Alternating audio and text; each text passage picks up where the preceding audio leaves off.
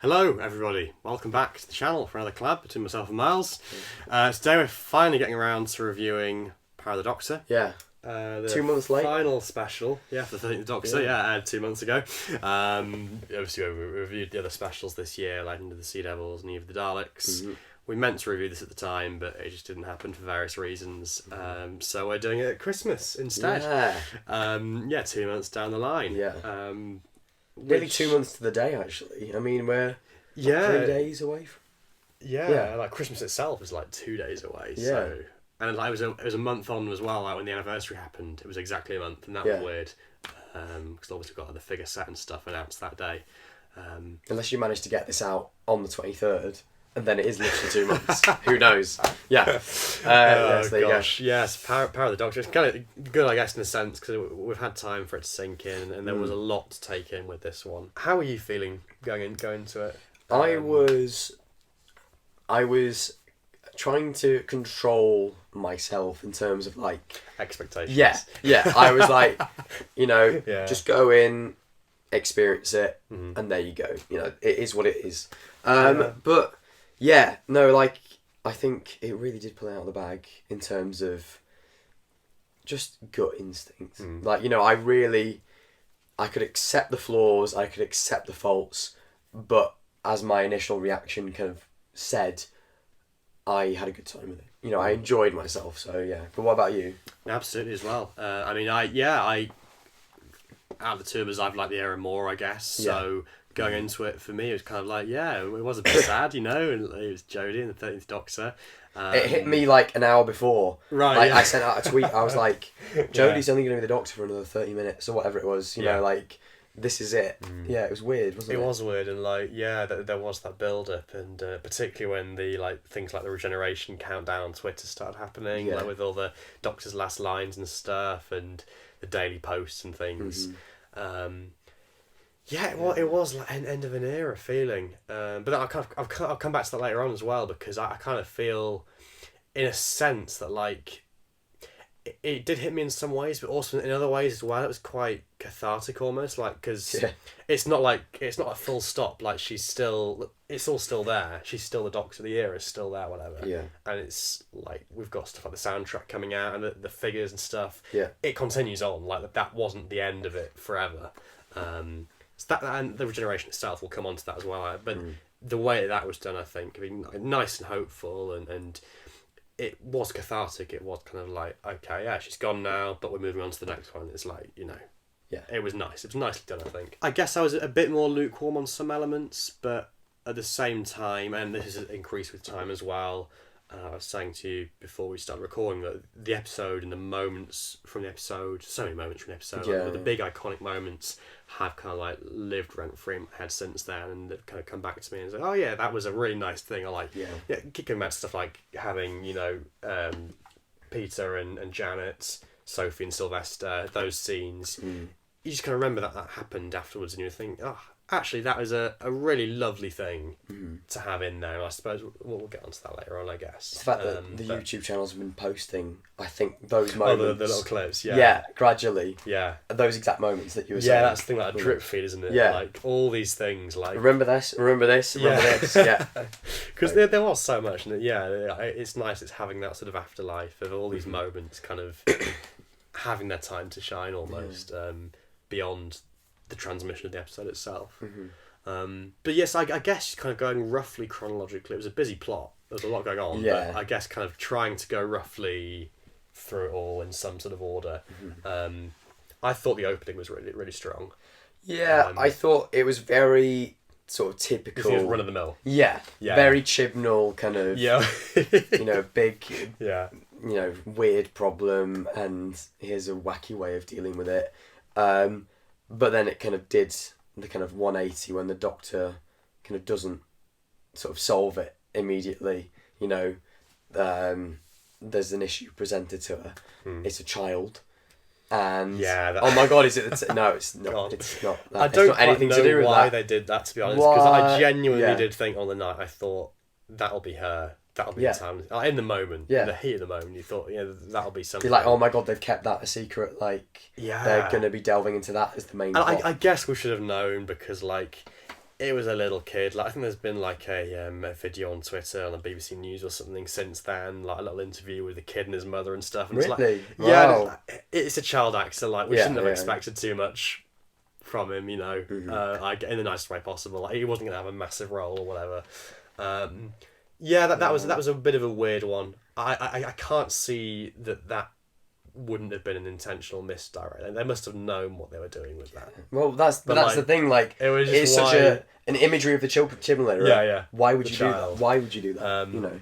But then as well, kind of going back and knowing that that's what kills her, the Quarunks or whatever it's called. I think it's quite nice sort of having that moment of she's sort of staring her death in the face, like before the titles have come on. Interesting. Quite a nice little parallel there, perhaps. But it's not something that would just strike her initially, perhaps. No. But no, I thought a lot of what I enjoyed about the episode kind of comes down to the score, I guess, the soundtrack, which has been recently released, and like, so much of it. Obviously, as you can just tell by looking at the number of figures and things, like of existing characters and existing monsters, so much of it kind of plays upon stuff that's gone before. Like, you couldn't have just had like 3 brand new monsters in this. You know, the fact that it's the fact that it's the Daleks, the fact that it's the Cybermen and the Cybermasters. Like, going back to the soundtrack and stuff, it's nice for people that have notice the themes or whatever, the leitmotifs for the characters, the monsters and stuff. It's nice to have them kind of weaved in there, and like little moments and little things like kind of the soundtrack and the episode itself, little moments where you're like, oh, this is the last time we're going to see this, or the last time we're going to hear this motif or whatever, like in that opening scene, like where they have the the new fam theme, like the kind of heroic one. Sure, why not? I wish I did. It's like da da da da da da. Oh, is that the fun? It's sort of like a kind of replaced. It kind of does all the same stuff. Like whenever you would usually hear the fam theme, it's that instead. Right. But like little moments like that, or where you're seeing like the 3 of them together, like the TARDIS team. Like, oh, that's the last time we're going to see that, and then literally in that case, because then Dan leaves. That's the next kind of thing to happen. Which is a bit like... It's a bit of a weird one. it reeks of, either John Bishop doesn't have time to film all of this, or I can't think of anything for you to do, mate. I'm just going to leave you here. Because, there is nothing else for anyone to do in this plot. It is way too stuffed. So, Dan, bye. I'm sorry about your house. See you later. Yeah. You know, which, as people have picked up on, is such a strange thing that, you know... She doesn't give him the house. Like a new house. Amy and Rory, here's a car, here's a house, here's a mortgage, and have a nice life. Yeah. And they will come back. You know, they don't just leave. Whereas Dan, it's like, you're now worse off than you were. You had nothing in the fridge, now you don't have a fridge. Yeah, you don't. You know, like it is actually kind of mad. But what can you do? I still think he moved in with Graham. With Graham, that is actually an interesting idea. We were saying this before, where we're like, all the companions are gonna, no one's gonna die. They're all gonna be left on Earth and be fine, and maybe like team up together. And that's sort of happened, and we'll get onto that later. Because of the way that they interact in that final scene, it's like you guys have never met before, and yet you're acting like you're old buddies. Like there must, maybe there is. It would have been easy for them to just put a line in and address that. But Richard, when they next do like a short stories collection, can you write yours about Graham and Ryan and Graham and not Graham and Ryan? Do not talk about Ryan in that. Can you talk about how Graham and Dan meet and have a little romance?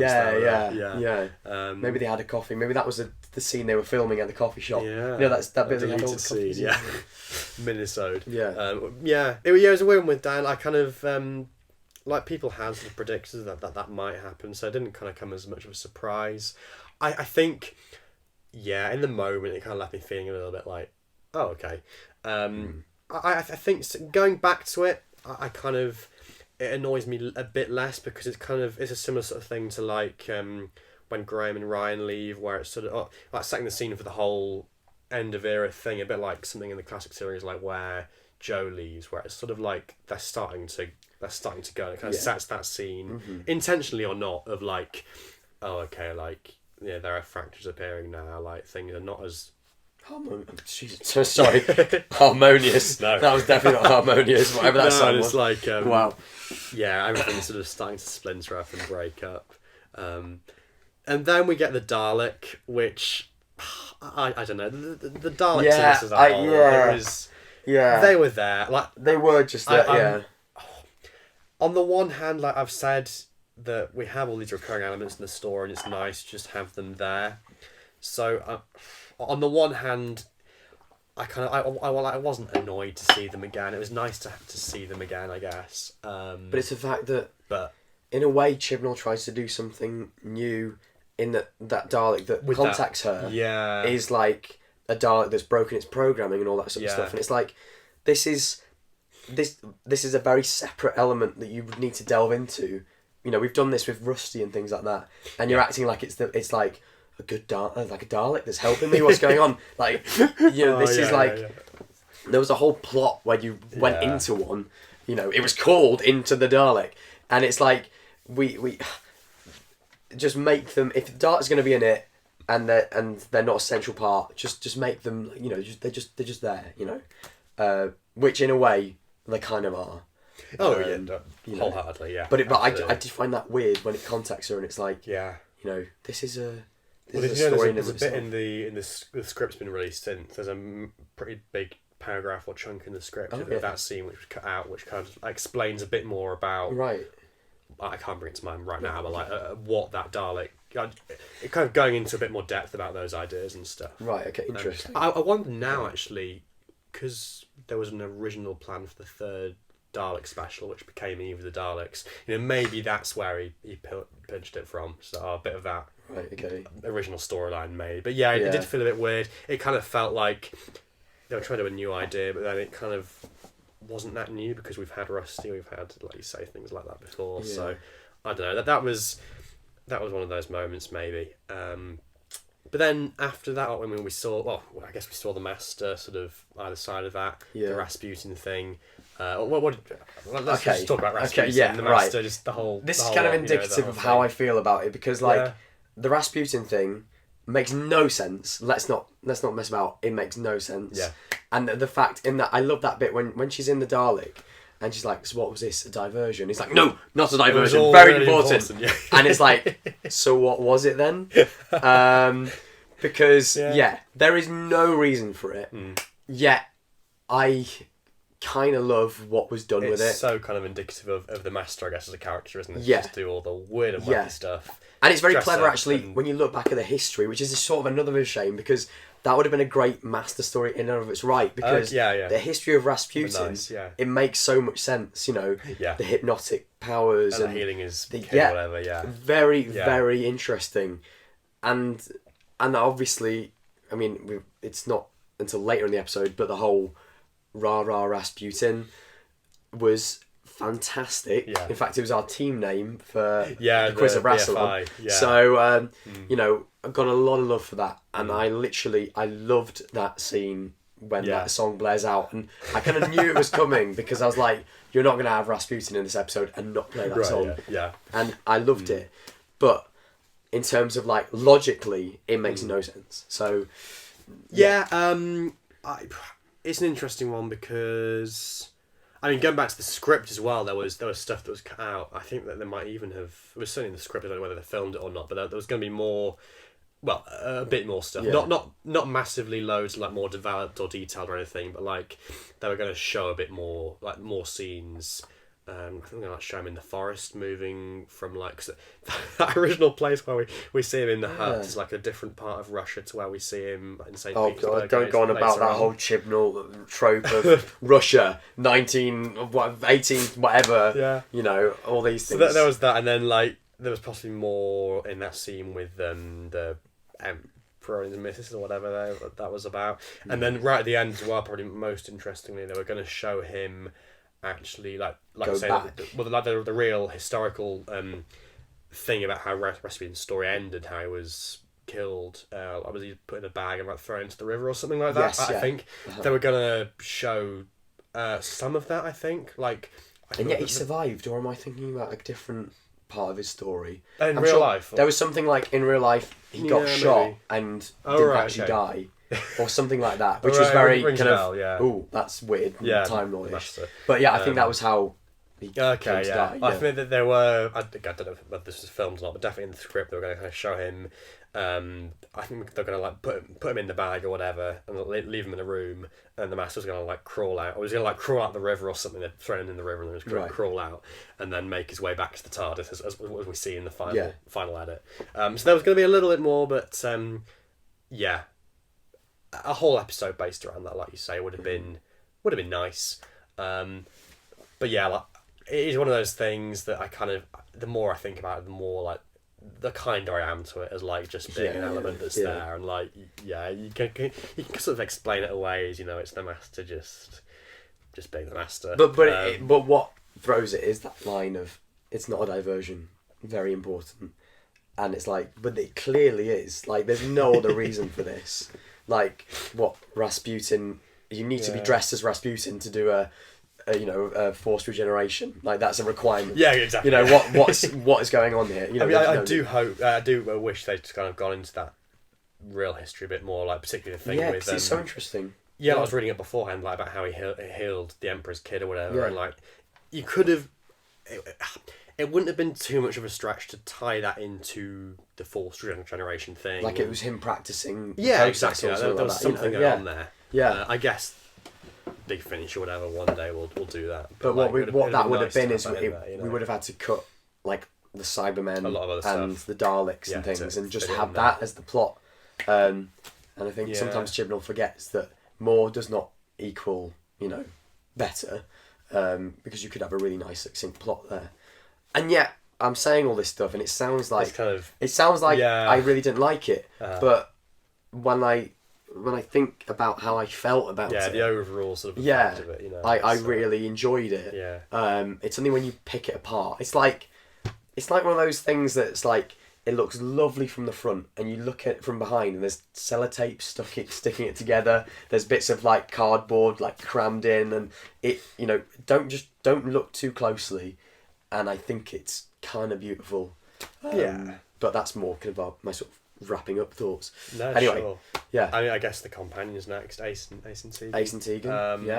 I think back. Ace blended into the format a lot better than Tegan. Yeah. But I think both of them were great to see, and Absolutely, I think they were both great, really good stuff. Janet Fielding, I feel, took a while to warm up. Yeah, I can see that. I've seen other people say that as well. But I think I loved what they got. I think, you know, it was nice that Ace went and dealt with the Daleks. Tegan dealt with the Cybermen. You know, that kind of felt right. That was a nice way of splitting things out. Like, it had so much going on in the story. It was a nice way of kind of saying, actually, we're going to just send you lot over there and you lot over there. And, you know, I just loved seeing them again, really. Obviously, there was that massive reaction when they were announced back at Easter. Yeah. And then I feel like it kind of died down after that, kind of just inevitably. Yeah. And like to the point where we're kind of just thinking, oh, you know, it's Ace and Tegan, like, yeah, we're seeing them again on Sunday or whatever. Mm. But then actually, when you got to the episode itself and you saw them, it was really cool to have them back, really badass. And then particularly, we're getting ahead of ourselves, but, you know, when we get to those scenes, you know, with their doctors, it all makes it so worthwhile. Yeah, having that there, and it makes you so glad that we've got that. It's weird because I think if those scenes weren't there, I don't think we would have been like, it's interesting. We should have had that scene. Why wasn't it there? Because I wasn't like going, okay, so now we're gonna have those scenes when they meet the doctors. But I think, you know, looking back, it makes total sense. And it's kind of the same actually. It's interesting. I think looking back, like rewatching or whatever, like it kind of becomes obvious when we see the Guardians of the Edge. Like maybe not so much on initial watch. When you go back to it, you kind of think, oh, okay, now they've shown Peter Davison's. That's it. Yeah. Like, but you think, not have them, you know, in the same room. Yeah. Well, I guess they weren't in the same. Well, in terms of how they filmed it, they weren't in the same room, were they? But like, to not do that would be a missed opportunity. But like in the heat of the moment, you almost forget that that's possibility. Yeah, I guess that's one of the benefits of having something which is so jam packed, is that you kind of, it does kind of distract you from the fact that that's going to happen. That could happen. Then, yeah. Because you think like in the moment, it's so clever to have them pop up as the Guardians of the Edge. We're really jumping ahead here in terms of the Guardians of the Edge stuff, but it's so clever to have them pop up that you think like so clever, perfect. Even if that's the only way of doing it, then it's done. Nice. So then when that happens and Davison pops up, you think, what a great bonus. And then makes the ace bit inevitable because you're like, well, they're not just going to do it. Yeah, exactly. You know, yeah. So imagine that if one of them had got it and one of them... Yeah. And Sylvester McCoy's like, where was my bloody scene? Where's my scene? Yeah. Ace. So it's kind of like, it makes sense. I think also, technically, I think the Davison and Tegan scene... So the Fifth Doctor and Tegan scene looks better. Yeah. But I think in terms of the writing, the Seventh Doctor and Ace scene is the best. Okay, yeah. Do you see what I mean? I think the way that the McCoy scene is angled looks slightly odd because he's kind of like clearly not there. Definitely in terms of that, yeah. They got the perspective slightly wrong, but the way that it was written... Yeah, now you say it about the writing, I think... Because obviously it's difficult for us to some extent because we didn't grow up with them, like we don't have that same connection. Yeah. Well, I guess like Peter Davison's one of your favourite Doctors, so I guess maybe for you that might be a bit different. But and Adric was a line that made sense to me, but I worry about the millions of other viewers who are like, he says that line and it's a beat, and there's loads of viewers at home going, what? I have no idea what's going on here. Yeah. Oh god. But you're right. Yeah. Like for me, seeing Davison. Yeah. I mean, we've seen him in Time Crash. Like it's not like this is the only time we've ever seen him like that. But it was like I had that feeling, you know, when he's in the hat and the jacket and everything like that. Really glad to see him like that. Yeah, but, I did have that. Yeah, I had that myself. I guess it was more almost for me, and particularly thinking back after the episode itself as well, like, you know, about it and just, you know, whatever. I think for me, the fact that it exists for those people that did grow up with it, that's kind of what makes me so happy that we did. Obviously, I'm happy myself that we got it. Yeah. But to read stories about like people who grew up, you know, who were kids, 7, 8, 9, whatever, watching those eras go out, who are adults now, and they were like grown men in tears or whatever, watching those scenes. That's just, I love that. It's kind of nice, it's great, isn't it? And yet, as well, I mean, just as an example, my girlfriend Izzy, like, she watched the Seventh Doctor and Ace scene, and it really made her emotional. And she was like, I've only seen a few episodes of, you know, McCoy stuff that you forced me to sit through, and yet, like, I'm still invested in this emotionally. So that's a real like achievement for Chibnall to do that. You know, to make it an emotional scene in and of itself, despite not having all of that sort of baggage and I think overall it is obviously there is an element of stuff like you say, the Adric line, where people are maybe going to be confused or whatever. But I think on the whole, it kind of is convincing enough, even if you don't know the details or whatever. You know, it kind of comes across. Even if you somehow don't remember these Doctors from your own youth or whatever. You kind of you sort of get, I think, enough of what's going on there in terms of this is the Doctor, this is the companion or whatever, or the Guardians of the Edge. You kind of get a sense of that. Maybe even if you don't know the particular ins and outs of it, I think, and the overall emotional impact of those scenes and stuff. I think it's convincing enough, even if you're just a casual viewer. Really. I would say. I mean, while we're on, because we might as well talk about the Guardians of the Edge as well as we're talking about those. What was your initial? Did you expect it? Did you expect it in any way, shape, or form? Well, I knew there were the rumours for Doctors and Companions. For both of them. I knew there were the rumours. I'd seen that image. Had you seen the image of them at the hotel? I'd seen David Bradley, Colin, and Sylvester. That's right. Sorry, of course. Because Paul and Davison filmed theirs separately. But I saw that picture and I was like, okay, that's possible. Maybe there was something. Did you see it at the time, or? I saw it at the time. Yeah. And I kind of both forgot about it and also dismissed it in we see this all the time. There's a TARDIS filming in Kent, Chapman somewhere, and it's it's like it's Would I Lie to You filming a skit or something like that. Exactly.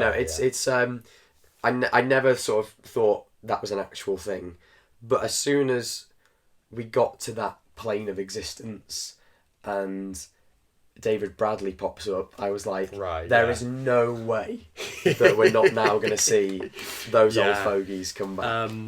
Yeah, and it was so interesting because, like, obviously, like I say, I'd seen the rumours. I wasn't quite sure if it was going to happen, and if it did happen, how it was going to happen. Yeah. But I guess, like you say, like when we saw David Bradley, that's the thing that makes you go, oh, okay, they're doing this. And then you kind of get carried away and you wonder, well, obviously, we knew if you'd seen the rumours, you knew which other Doctors were probably going to be there, so like 5, 6, 7.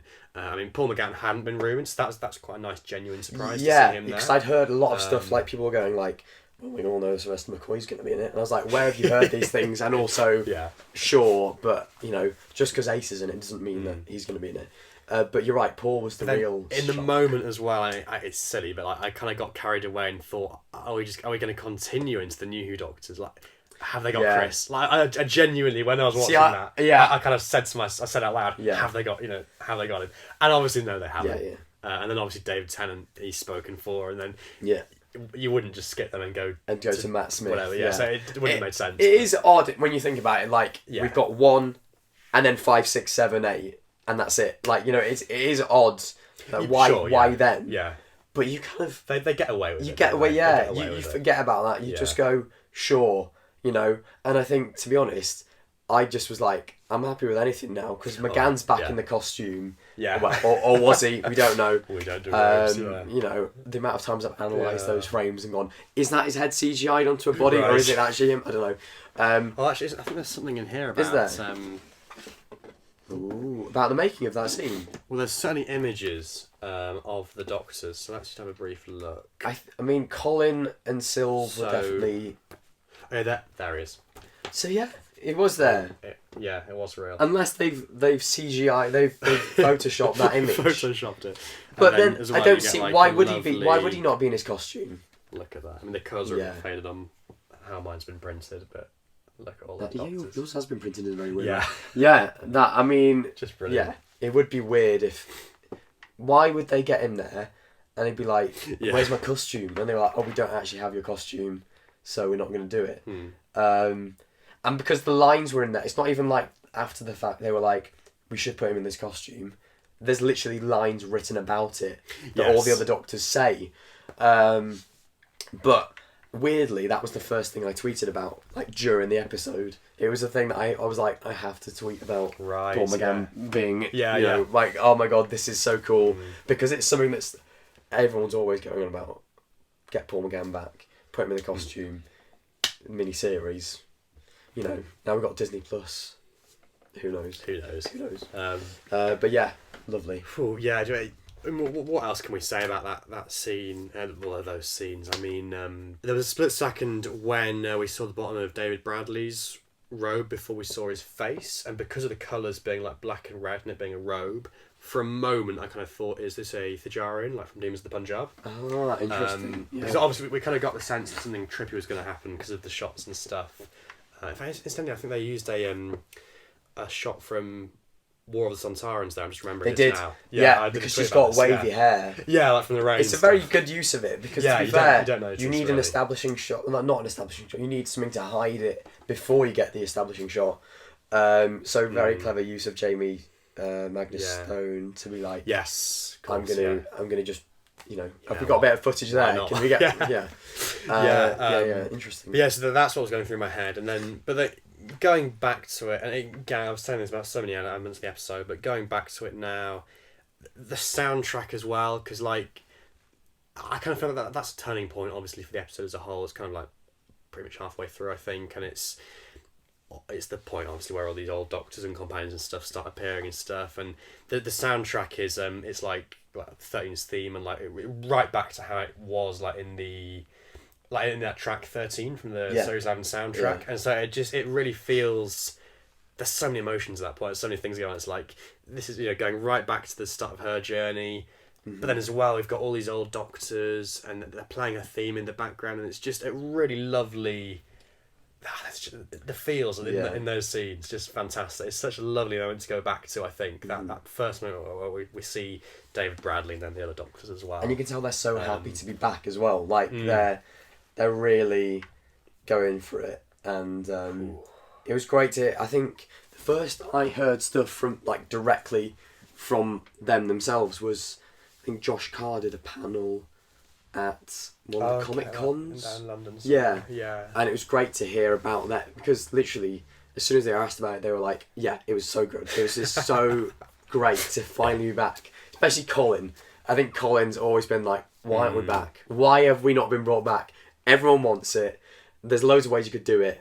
Do it," and they did it. And I think Chibnall, I mean, mad respect for doing it and finding a great way of doing it as well, because the issue was always, well, you can't just say, "Oh, time differential, that's why you look you can't say that older." every single time. Yeah, so to be like, you know, get them in the robes, it's as if these doctors' lives have carried on within 13. It's very similar. Yeah, exactly. There's a version New Adventures book called Time, Wear and Revelation, yeah. which I absolutely love. It's Paul Cornell. It's his first Doctor Who work, and that story is literally, I mean, spoiler alert in a way, but it's set within the Doctor's head eventually. And you meet these characters called like the Librarian, which is the first Doctor.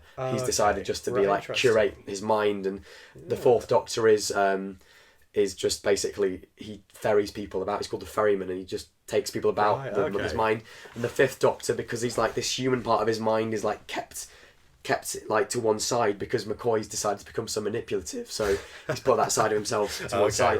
It's really good stuff. And obviously I think it'd be really strange if Chibnall had come up with that concept without even looking at that, but it's very it really immediately put me in the mind of that. And I think that it is such a great way of bringing Doctors back that it's genius. You know, that's how I've always wanted to do an anniversary story, not necessarily bring them back physically, but have them in that sort of Sherlocky mindscape. You know? Yeah, exactly. So because so well. because it's great. It makes total sense. So fantastic, really good. I think going back to the conventions, talking about conventions there. Weirdly, that's one of the things that kind of struck me. I think either watching it or just afterwards, that like.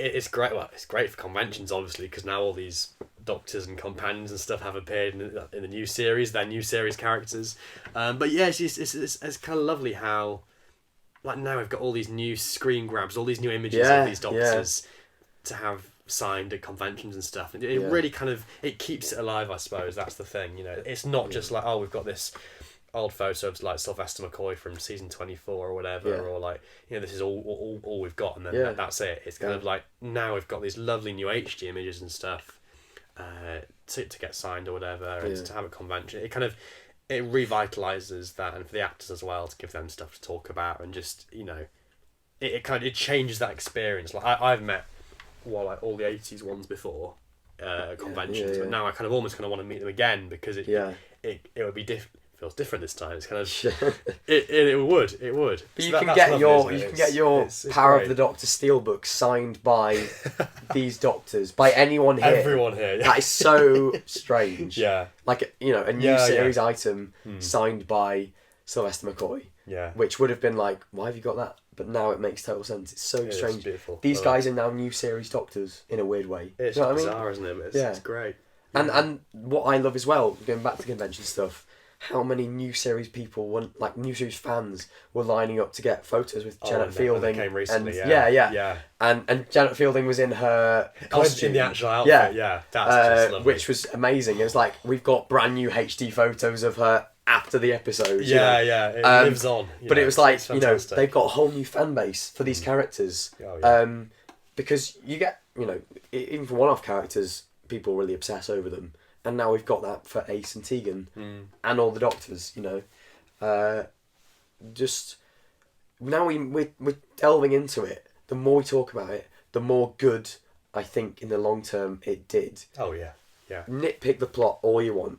We've sat here doing that, but like, ultimately, it was just bloody good fun. It was. You know. Like I say, I've been going back to these moments in my mind since the episode itself, and just like already it feels iconic. It feels like an instant classic almost. It just does. It doesn't have to be a 10 out of 10 to be that as well, does it? Yeah, I mean, it's just it's this smorgasbord of stuff. You know, it's the more I think about it, the more beautiful I think that is. It's the 5 Doctors, maybe even literally, of the new series. Least, yeah. 13, 8, 7. Oh gosh, it's more than 5. Anyway, Fugitive. Yeah. Fugitive. Oh yeah. See, that's the thing. I'm like, I always forget about something, about an element. Ashad. Forgot about him. I mean, yeah, let's briefly sort of quick fire through some of these, I suppose. So yeah, I mean, Ashad. There, like, loads of people talked about the fact that like prior to the episode, I think Doctor Who magazine, the actor who plays Ashad, Patrick O'Kane, had said, "Oh yeah, there's this reason for him being back. Like he's out to get revenge and stuff." Yeah. It could have been a new character. Like there was nothing really. It could have just been a cyber leader, you know. Yeah, exactly. But why was he the doll? Why was he the Russian doll? What? Why? And why does he get made big and then it's not actually him? It's like a really weird like approximation. It's like some made papier mâché version of Patrick O'Shane or whatever he's called. Yeah. And they were like, there we go. Yeah. Yeah. And it's that whole line, the line when he goes, this is Ashad. I killed him once, but he's forgiven me now. It's like, not only is that a really badly written line, why would you say it? In what context would you be like, I'm going to tell you who this guy's name is, I'm going to tell you what happened to him in the past, and then I'm just going to make up a reason why he's back now. It's funny, isn't it? It's mad. But he's not even forgiven him now, because then a moment later he goes, I'm so glad I cloned you. Why? Yeah, it would have been nice to have a bit more explanation as to what their dynamic, like where they were up to, where they were at. In all honesty, you're right. You're right the first time. It didn't really need to. Yeah, I mean, at the end of the day, like, again, like I feel there are like kind of contradictory things, like where you kind of one way or the other, but like at the end of the day, like it was worthwhile to have things like that shot of him walking down the corridor, like shooting people left, right, and centre. That was great. Yeah, that it was great. Worthwhile for the things like that. I mean, linked to the Simon as well. Kate Stewart, how did you feel about her this time round, if anything, or you know? Yeah, because I kind of feel like she got in flux. Yeah, she definitely got more to do than usual.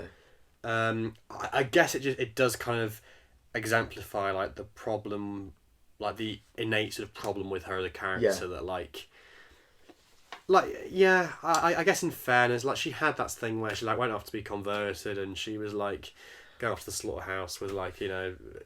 I think they should have. She was being brave and, you know, but they like in terms of the plot. I think she should have been converted, and that have been a thing. But okay, but no, not in terms of like funny. Character. Well, yeah, it'd been hilarious.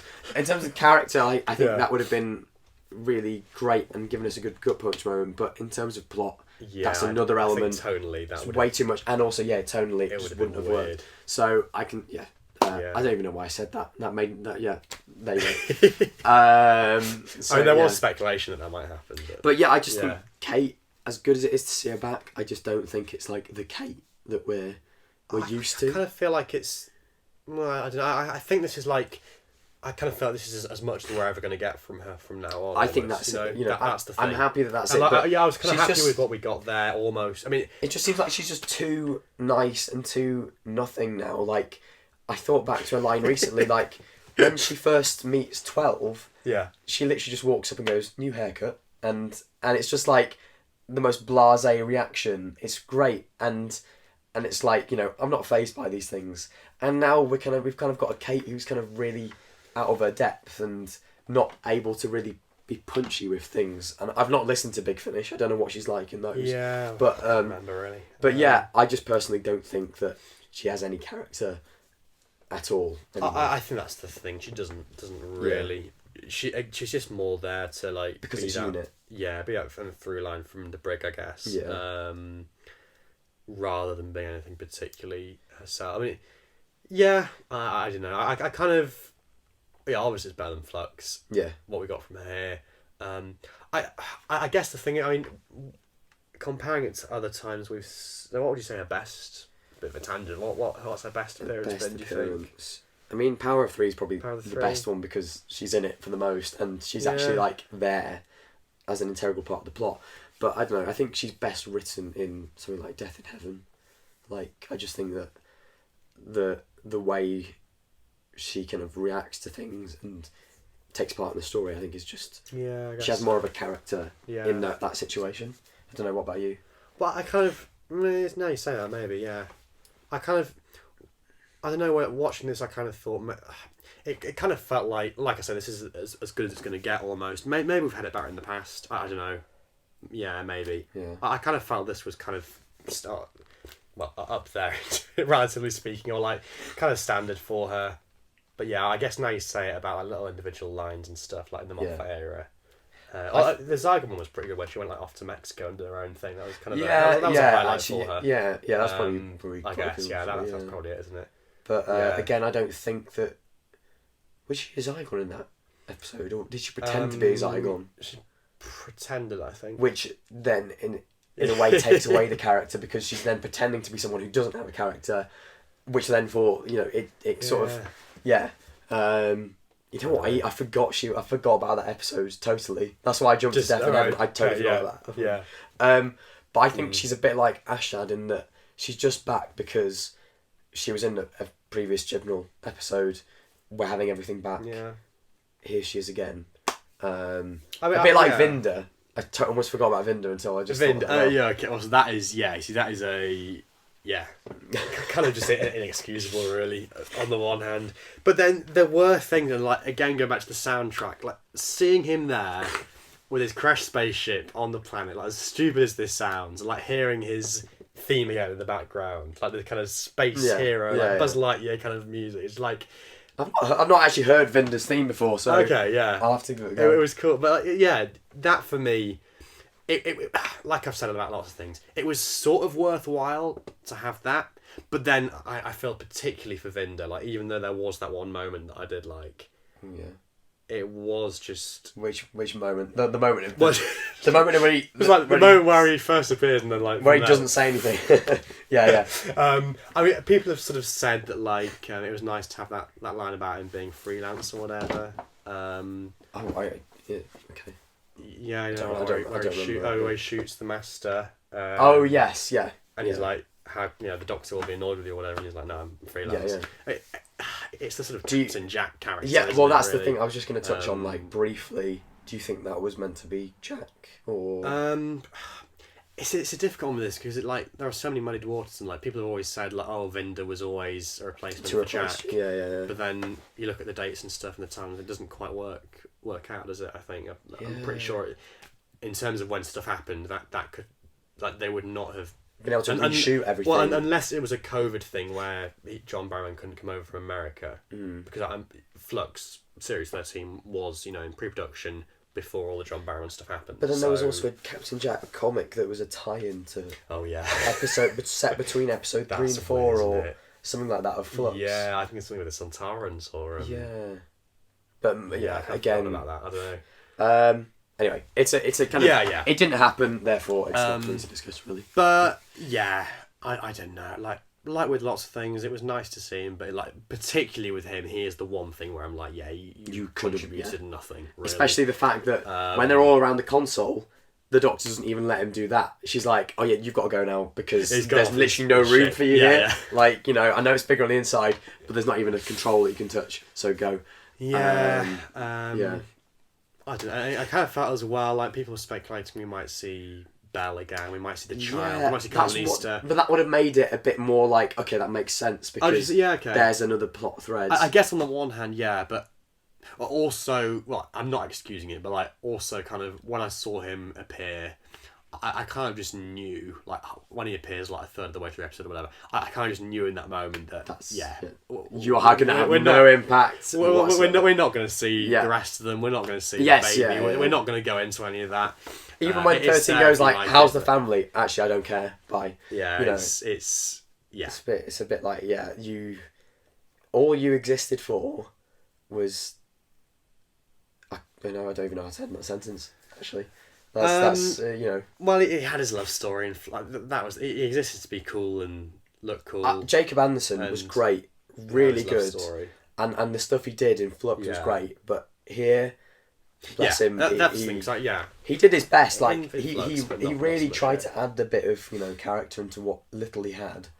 But in fact, one moment I did love with Vinda was when 13 says something about the Master, like, we were old friends once, back in the day. And then he just literally leans into shot and goes, so can we get back to the plot now? Basically, like, he says something along the lines of, like, so what are we actually going to do? Can you stop having a moment? We need to get on with things. Do you remember that bit? Yeah.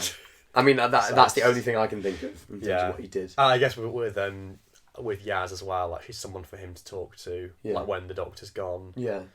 But yeah, I mean, yeah. I don't know. Well, yeah, it's a what thing. Can you say? So we've done Asham, we've done Kate, we've done him. Fugitive Doctor. Yeah, it's a How do you shame. feel about that? I mean, it's a shame that, how? Because Yaz reacts to her like, you're not the Doctor, like, you're a tour guide. So how could she have, like, how's that happened? Plot wise. Yeah. So I think it was explained away as like the hologram had put on her appearance, facade or whatever to confuse the Cybermasters, basically. Okay, that was it, I think. Yeah. But yeah, in the heat of the moment, you don't quite catch that really. But it would have been great if that was Paul McGann. Because then that would have made sense with what we've seen before. I'm not saying we shouldn't have had Joe Martin, but I'm just saying, like, in terms of plot, it would have made more sense to have a Doctor who we'd seen previously. Okay, yeah. Like Colin, because he was just stuck in the robes and never got anything else to do. He didn't even get a funny line like Paul McGann does about the robes. I don't do robes. Whereas Colin literally had nothing. So in a way, it would have been nice to have him do something a bit extra. And then Yaz could have had a line about, what is that coat? The camera died. Where were we? Fugitive Doctor. Yeah. It was a shame to not have more of her. I think it was nice to have her there, like, alongside the Cybermasters, because it's all like timeless child stuff. Right. But again, it hints at something that's not going to happen. That's not elaborated upon. She's very good in what she had. It was nice. I think the one thing I would say is that it was kind of nice how, like, just in isolation, it was nice how she was treated the same as the other Doctors, in the sense that it's just like a cameo, like almost. That seems like a stupid thing to say. Like, so we want to see more of her, obviously, like full episodes, whatever. But she's it was basically nice to see she is not like. Yeah. I know what you're trying to say. You're not trying to say like she's no more special than all of these other Doctors. Yeah. But you're saying she was on level pegging. Yeah, exactly. Yeah. With Davison, with McGann, even though that sort meant actually seeing her less. Yeah. I know what you mean. I know what you mean. That it would have felt more out of place to see more, like a bigger weighting. Maybe I guess alongside, maybe less so in isolation, but alongside the other ones, it would have done perhaps. The only thing that's a shame is that she doesn't have more. In the year, not in that episode. Yeah, I think there's no more you could have done in that episode, but like beforehand, it is a real shame that we didn't see any more. Yeah. And like it's just kind of funny, really, that final shot where she's like, "See you later," and see you around. Off to Big Finish. I will know. Yeah. Goodbye, off to the car park. If you want more, buy them from Big Finish. 50 quid a box set. What can you say, really? That voucher won't cover all them fugitive box sets.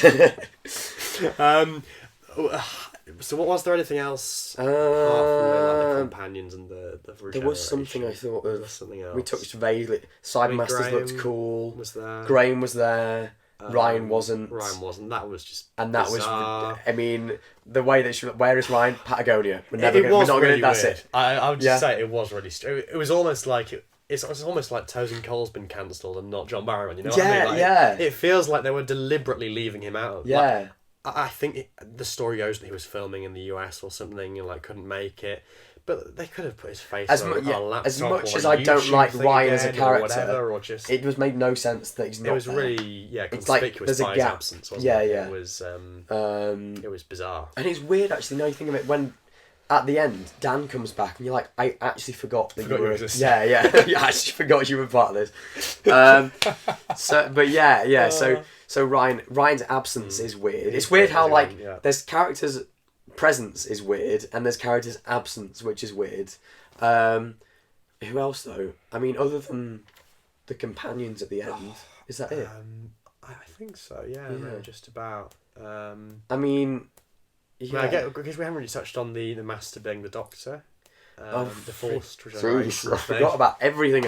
Yeah. Which, again, I've said this so many times throughout this video, but like that's another thing where like in the heat of the moment I was like kind of maybe a bit on the fence sort of, but like the more I've thought about it since, it's like I'm glad that we have this. I'm glad that we went down this avenue and did this thing with him. It was a bit weird, like I said, how we didn't touch on the idea of regeneration a bit more. Yeah. If that was the sole plot, I think we would have. Steal regeneration, or because like we'd predicted that might be the plot, like the power of the Doctor. Yeah.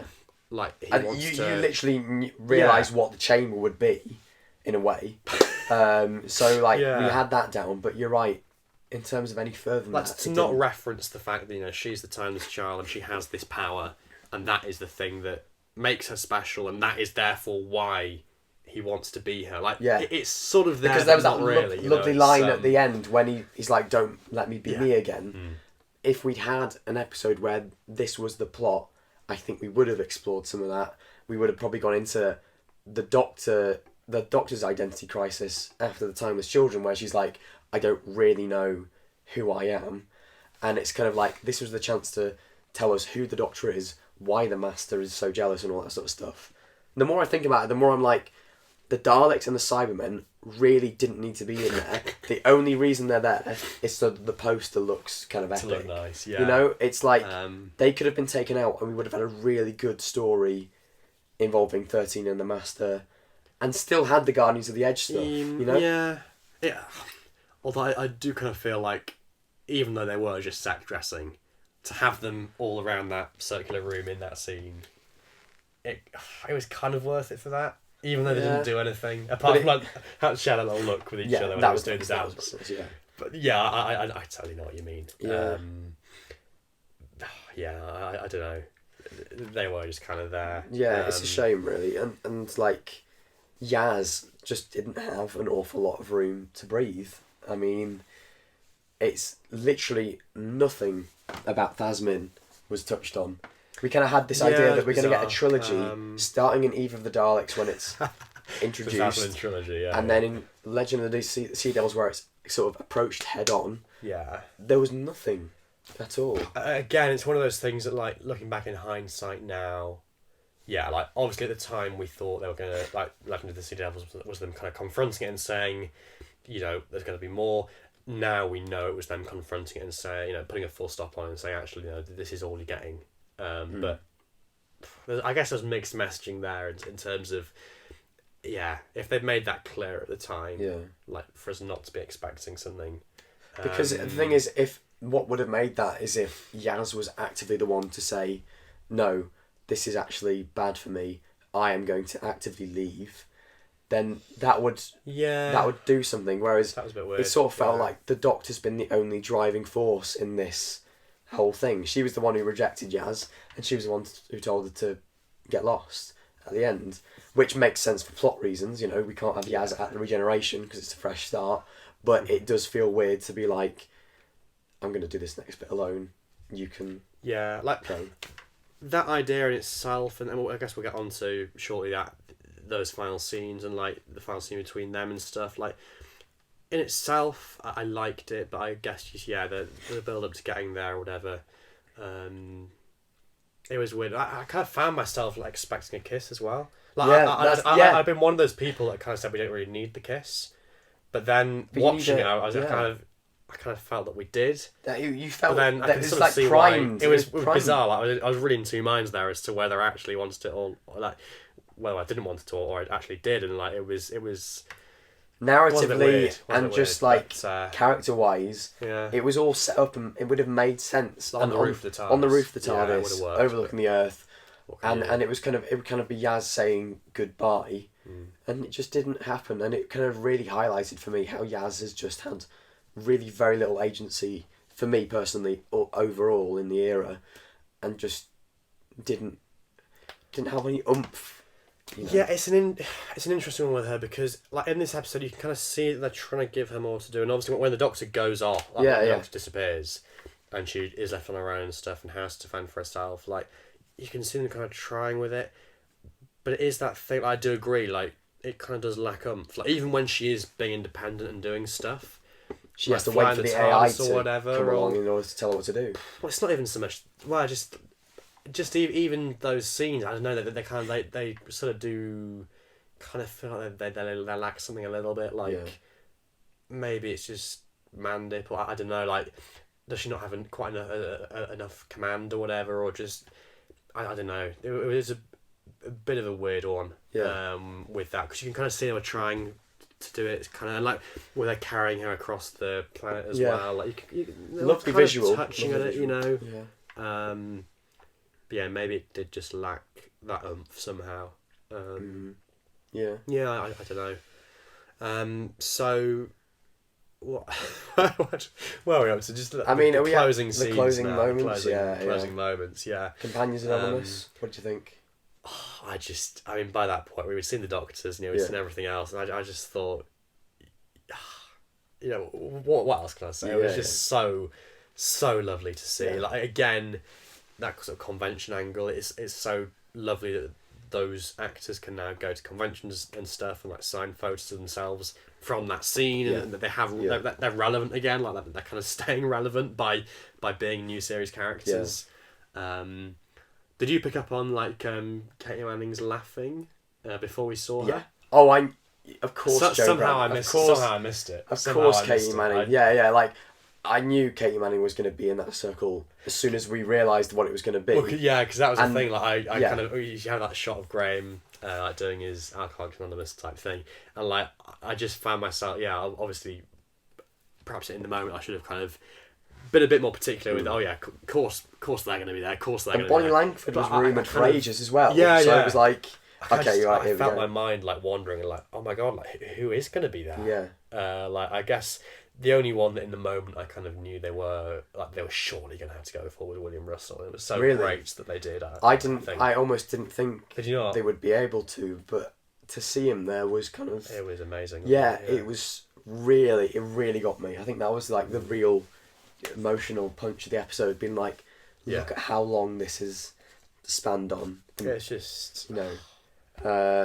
really nice stuff. I loved it, yeah.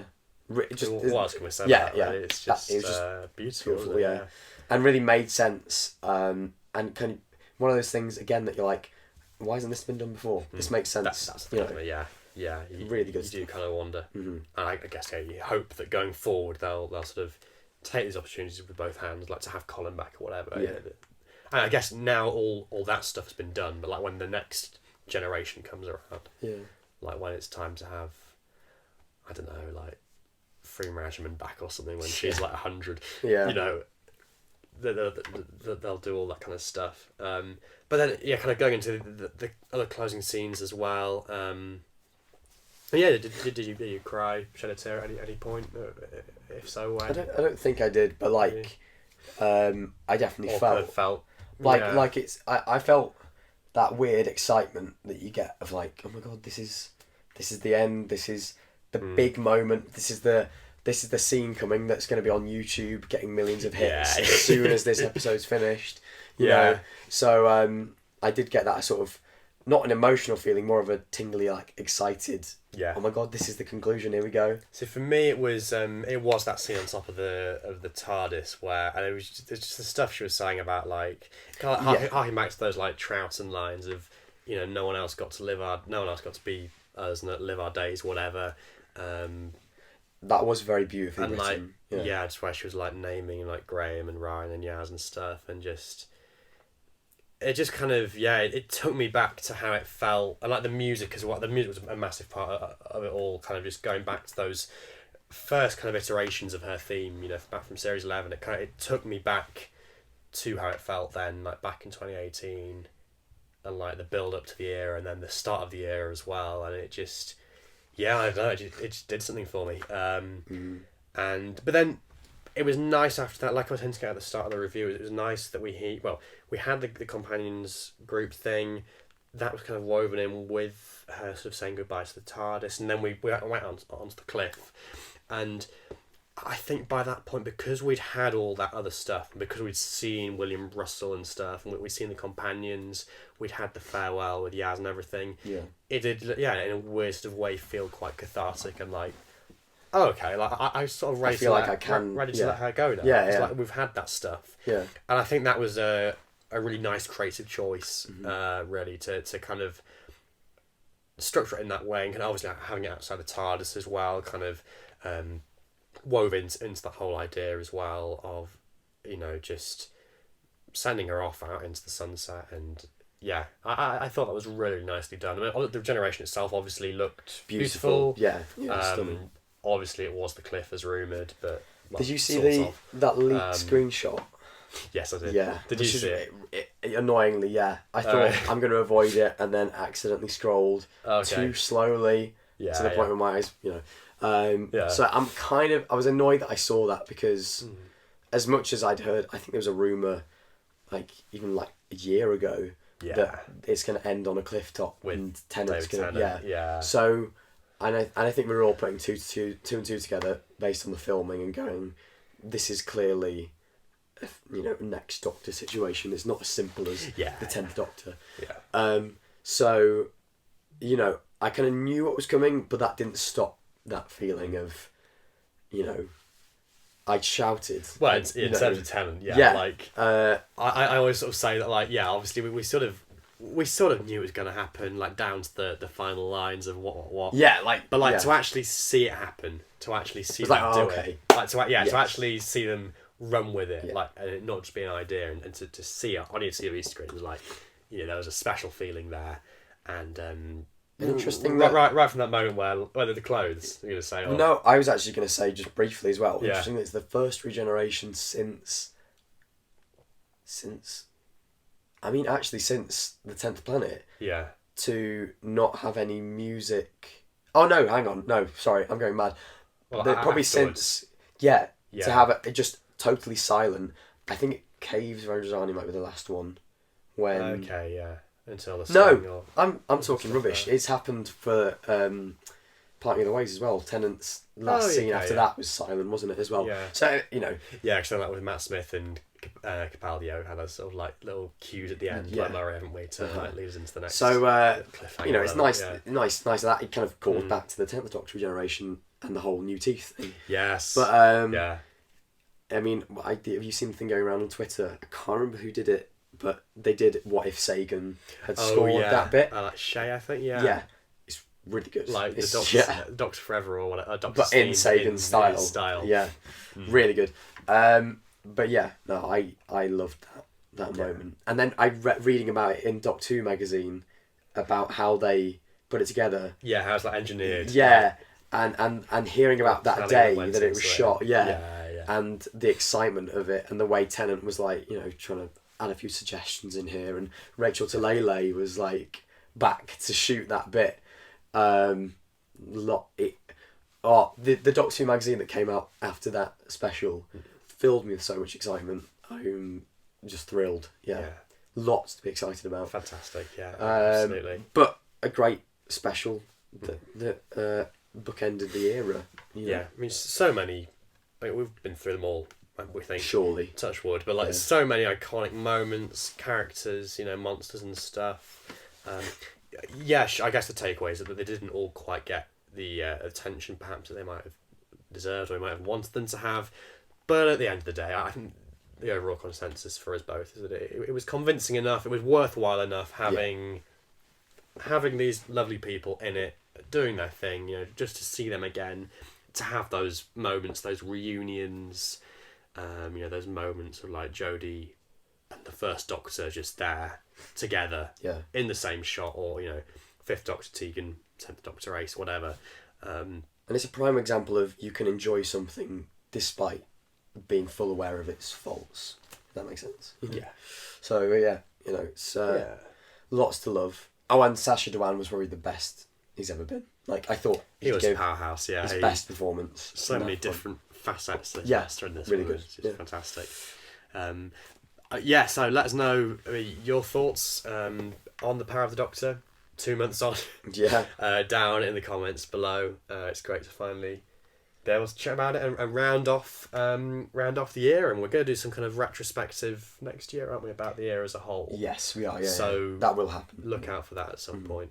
But otherwise, stay tuned for our 2022 roundup thing. Yeah. Got a lot to cover. So stay tuned. I'm going to try and make it Miles' short. channel, and otherwise, thank you for watching, and goodbye. Season's greetings.